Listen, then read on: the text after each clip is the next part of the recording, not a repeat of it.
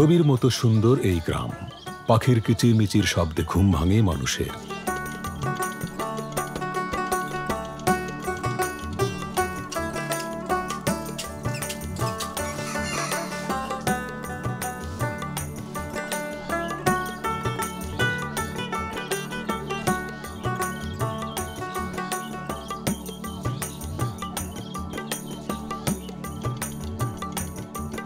বিনবিনার চর রংপুরের গঙ্গাচড়া উপজেলার কোলকন্দ ইউনিয়নে তিস্তা নদীর উত্তর তীরে অবস্থিত। এই গ্রামের ভেতর দিয়ে প্রবাহিত হয়েছিল তিস্তার মূল নদী। প্রায় 50 বছর আগে পাহাড়ি ঢলের কারণে পলি জমে জেগে ওঠে চর। নাম দেওয়া হয় বিনবিনার চর।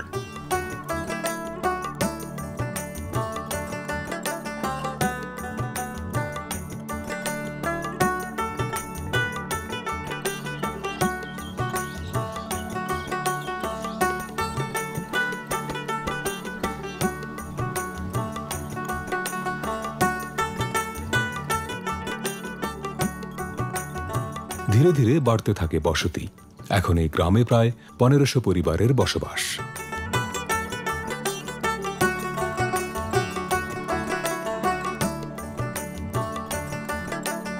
বন্যা আইছে, পানির বলন আইছে, তখন তো বাড়ি ঘর শুদ্ধ পানি ঘরে। এখন যাবার তার কোনো পথ নাই, কোনো রকম এখানে থাকি। যদি পানি কমে যায় তাহলে তো একটু সুবিধা, যদি পানি না কমে তাহলে তো অন্যটা যাওয়া না যায়।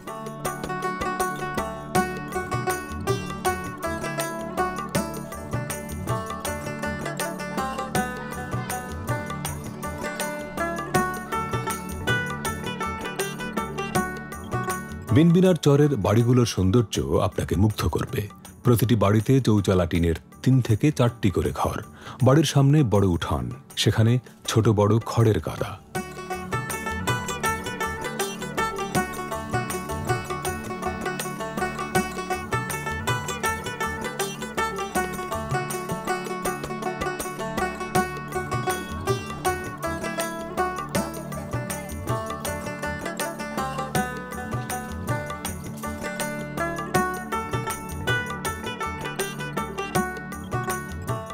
আগে তো এই যে ছিল ফাঁকা, আমি যখন এসব বাড়ি করছি তখন এখানে বাড়ি ছিল শুধু 5টা।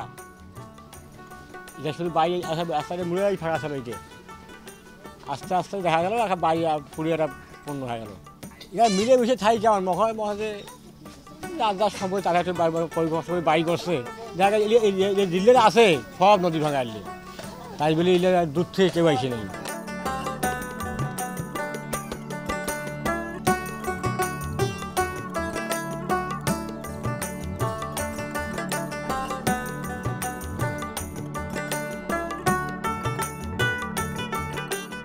কয়েক বছর আগেও বিনবিনার চর ছিল বেশ বড়, কিন্তু প্রতি বছর আগ্রাসী তিস্তা গিলে খাচ্ছে ঘর বাড়ি।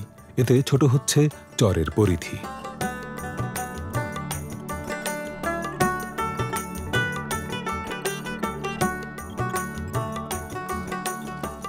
ওই কাঁচার থেকে শুরু করে বিনবিনের গোটালে এলে ভাঙতে ভাঙতে এই নদী মনে করো যে এইরকম করে দিয়ে আমরা নদীর কাঁচাড়তে পর্যন্ত আসি। এই জমা জমিতে বর্তমান আসি, যদি জমা জমি ভাঙি যায় এলে তাইলে একটা যে আশ্রয় নিতে হবে, জমি কিনে লাগবে বা দরকার হলে কারো নিয়ে বাড়ি করা লাগবে।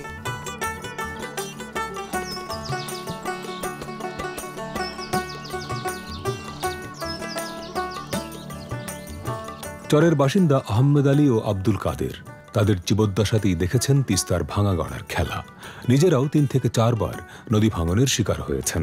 এখন যেখানে বসবাস করছেন সেই বসতবাড়ির আঙিনাও নদীর পাড়ে, ফলে আবারও ভাঙনের আতঙ্কে আছেন।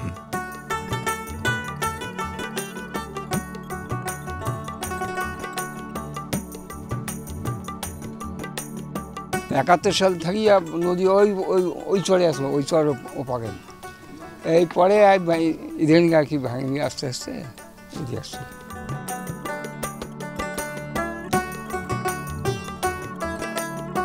দুইবার ভাঙছে, 3বারের বার এখানে জমি জমা নেই, নদীর পোনা নিয়ে ওরে থাকি ফির অটকে যাই, এই যাবার আবার নদীর উপর।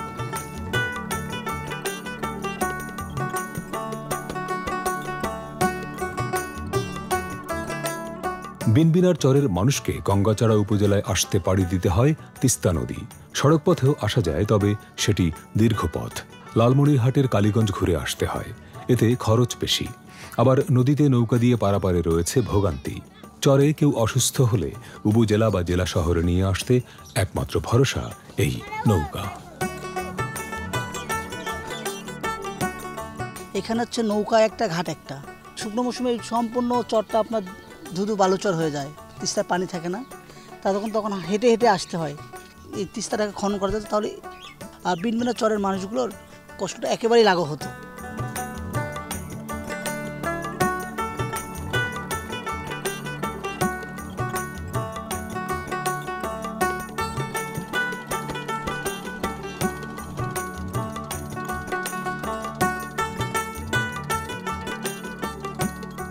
তখন তো মানুষ মারা যাবে, কিন্তু খাওয়া পাওয়া যাবে না, কেন নাই বন্ধ।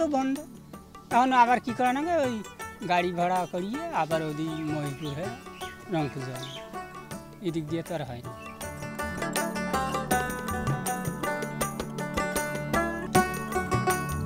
বিনবিনিয়া চর থেকে আসতে এখানে আমি পানের ব্যবসা করতে খুব কষ্ট হয়। এই যে ওটা যে মিস করছি, ইয়ারের জন্য 2-3 ঘন্টা এটা জেলে আসি।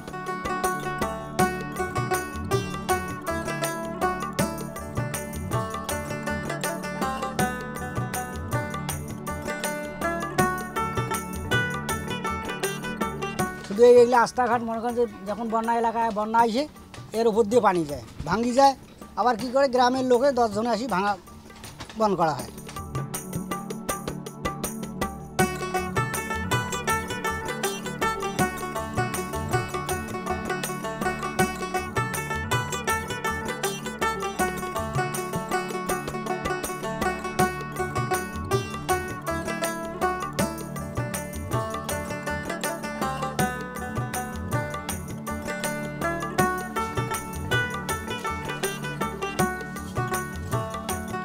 রংপুরের গঙ্গাচড়া উপজেলার বিনবিনার চরটি বেশ পুরনো।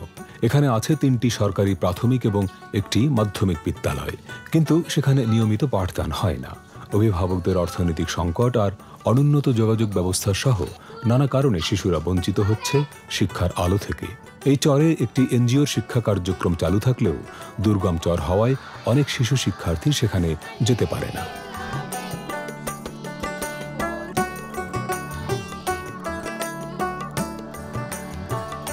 আমাদের এখানে যে স্টুডেন্টগুলো আছে, এই স্টুডেন্টগুলো দেখা যায় যে 2 ফিট 3 ফিট পানি মধ্য দিয়ে আসতে হয়। রাস্তাঘাট ভেঙে গেছে বন্যার কারণে, তাদের লেখার মান অত্যন্ত নিম্ন। আমাদের স্কুল থেকে যে প্রাইমারি পাস করে যে শিক্ষার্থীগুলো, সেগুলো ভালো কোনো শিক্ষা প্রতিষ্ঠানে ভর্তি হতে পারে না। এখানে যারা বসবাস করে তাদের জীবনযাত্রার মান অত্যন্ত নিম্ন, তারা ভালো কোনো প্রতিষ্ঠানের শিক্ষার্থীদেরকে ভর্তি করাতে পারে না, তাদের ব্যয় ভার বহন করতে পারে না। এই জন্য এখানকার শিক্ষার্থী অনেকে ঝরে যাচ্ছে, অল্প বয়সে তারা বিবাহে লিপ্ত হচ্ছে।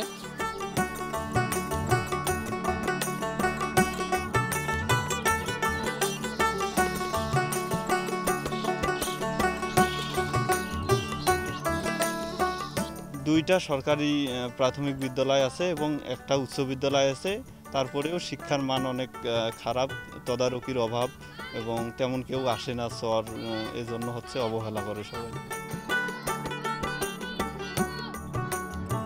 শিক্ষার হার খুব কম।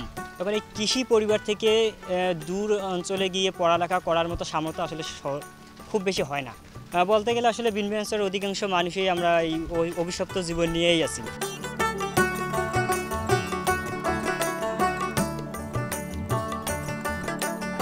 চরাঞ্চলে বেকারত্ব বাড়ছে দিন দিন। বর্ষা মৌসুমে তেমন কোনো কাজ থাকে না, এ সময় বেকারত্ব বেড়ে যায়। অনেকে কাজের খোঁজে চলে যান রাজধানী সহ বিভিন্ন জেলায়।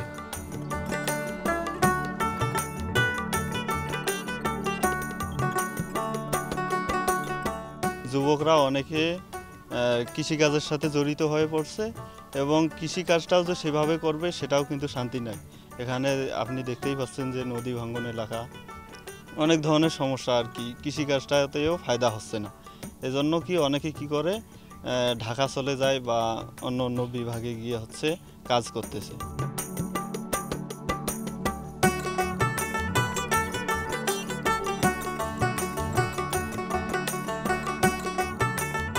চরের সবাই মূলত কৃষিকাজের সঙ্গেই জড়িত। বিশেষ করে শুকনো মৌসুমে এখানে নানা ধরনের ফসল ফলে। এর বাইরে মাছ ধরা, গবাদি পশু পালন, হাঁস মুরগি লালন পালন, দিনমজুরি, বর্গা চাষ, মাটি কাটা, নানা ধরনের কাজ। মৌসুমী শ্রমিক হিসেবে অন্য এলাকায় কাজ করতে যান চরের বিপুল সংখ্যক মানুষ। এখন ধানের চাষ হচ্ছে, বান যাওয়ার পর কমছে, এখন এসে মানুষের ধান কাটতেছে। আর যদি ফির বান হয় তাহলে তো সর্বনাশ, আবার মারি গেল খামুখি করে। যে কোনো বুদ্ধি করে কামলা দিই, খ্রিস্টান দিই, যেভাবে ব্যবসা করি করে আর কি মনে যাওয়া চলি।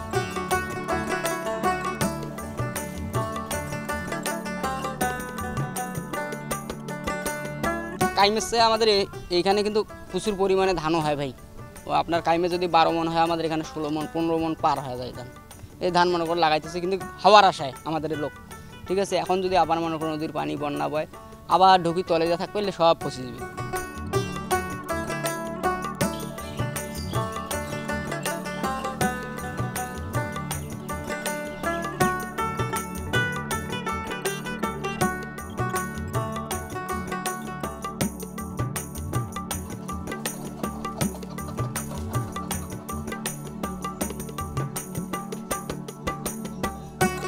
কোনো কোম্পানি নাই, কারখানা নাই, কোনো একটা কাজ কাম নাই, কোনো একটা প্রতিষ্ঠান নাই, তাহলে কী হবে, কী করবো? ওই যে ছেলে পেয়ে সবাই এখানে বসি, ময় মুরগি সবাই বসি। সবাই আমাদের কাম লাগবো কখন, নাকি কার্তিক মাস থেকে শুরু করিয়ে জ্যাঠ মাস পর্যন্ত একটু আমাদের কাম কাজ থাকবে।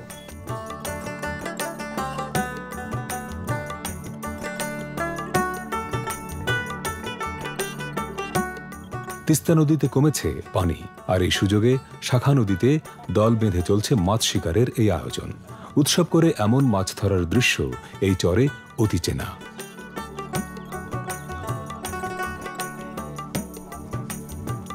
বহুত মাছ মারা গেছে, এমনি মরি গেছে, নষ্ট হয়ে গেছে।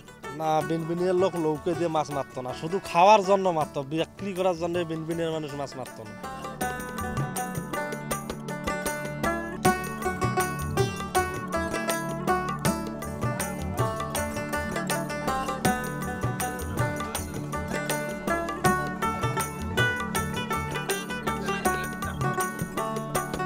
একসময় তিস্তা নদীতে বিনবিনার চরের মানুষেরা নিয়মিত মাছ ধরতেন।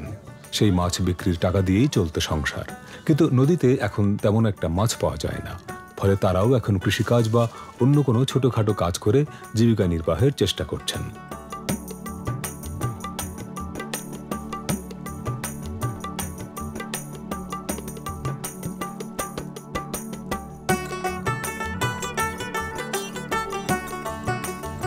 তো জাল নাই নদীর, কেন ওই মাছ নেই, বেকার রোদের মধ্যে অত পরিশ্রম না করি ওই বাড়িতে বসে থাকে।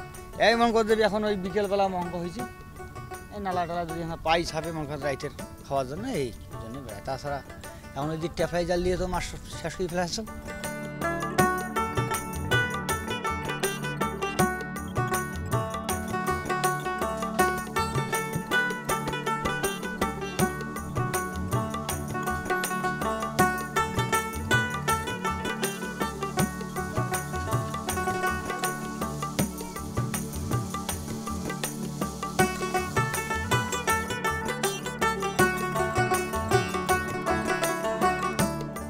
ধান চাল যদি ঘরত না থাকে তাহলে খান কি? হঠাৎ যদি বান এসে হিড়িম করি, সব নিয়ে কষ্ট হয় না?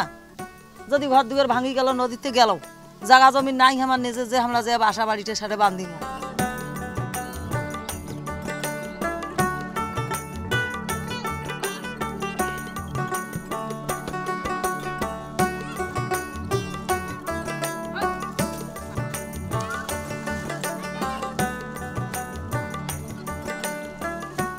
তিস্তা নদীর একটি ঐতিহ্যবাহী মাছের নাম বৈরালী। তিস্তার উজান থেকে ঘোলা পানি আসায় সেই বৈরালী মাছ কমে গেছে, হারাতে বসেছে তার ঐতিহ্য। আগে বিশাল বৈরালী মাছ ছিল, এখন তো ঘোলা পানি আইসার পর থেকেই বৈরালী মাছ নদীতে একবারে ডাউন।